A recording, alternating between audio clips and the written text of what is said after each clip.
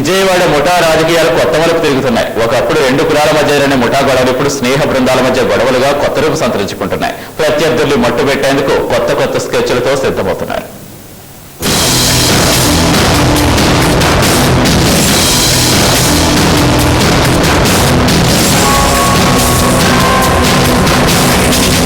రెండు దశాబ్దాల క్రితం వరకు వంగవీటి రంగ ఓ ముఠాకు నాయకుడిగా ఉండేవాడు. ప్రత్యర్థి ముఠాకు దేవినేని నెహ్రూ నేతృత్వం వహించారు. 1989లో రంగ హత్యతో రెండు కులాల మధ్య గొడవలు కొంతకాలం పాటు సద్దుమణిగాయి. తరం మారింది. రంగ కుమారుడు రాధాకృష్ణ పాలిటిక్స్ లోకి వచ్చి ఎమ్మెల్యేగా ఓ టర్మ్ ఎన్నికయ్యారు. ప్రస్తుతమైన జగన్ పార్టీలో ఉన్నారు. అప్పట్లో టీడీపీలో ఉన్న నెహ్రూ ఇప్పుడు కాంగ్రెస్ లో ఉన్నారు.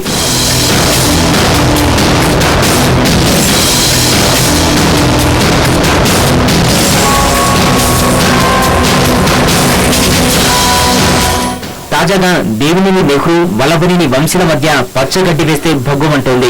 టీడీపీ విజయవాడ అర్బన్ అధ్యక్షుడిగా వ్యవహరిస్తున్న వంశీకి వంగవీటి రాధకు మధ్య మంచి స్నేహం ఉంది.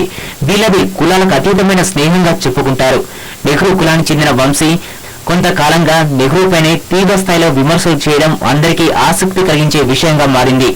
అయితే వీరిద్దరి మధ్య వార్ మాటలకు మాత్రమే పరిమితమని ఇప్పటి వరకు అంతా భావించారు.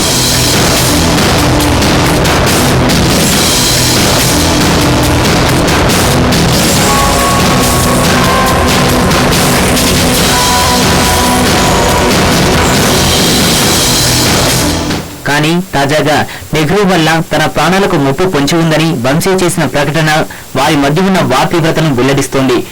మాజీ కార్పొరేటర్ అరవ సత్యం అనే వ్యక్తిని బావుగా ఉపయోగించి తనను హతమార్చేందుకు నెహ్రూ కుట్రపన్నారంటూ వంశీ ఆరోపిస్తున్నారు. ఓ ప్రైవేటు కెమెరామెన్ ద్వారా తమ పార్టీ కార్యకలాపాల్లో తన కదలికల్ని చిత్రీకరిస్తున్నారంటూ వంశీ ఆరోపిస్తున్నారు. ఇదంతా తనను హతమార్చేందుకు జరుగుతున్న కుట్రగా ఆయన చెప్పుకొచ్చారు. దీనిపై పోలీసులకు కూడా ఫిర్యాదు చేశారాయన.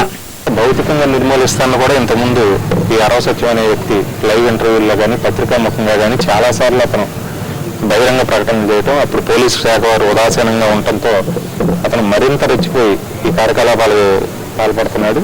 నెహ్రూ ప్రధాన అంచాడు కాబట్టి అరవ సత్యం చేతులతో నెహ్రూ చేస్తున్నాడు అనేది మా ఆరోపణ. వంశీ ఫిర్యాదును స్వీకరించిన మాచవరం పోలీసులు విచారణ చేసి తగు చర్యలు తీసుకుంటామని హామీ ఇచ్చారు.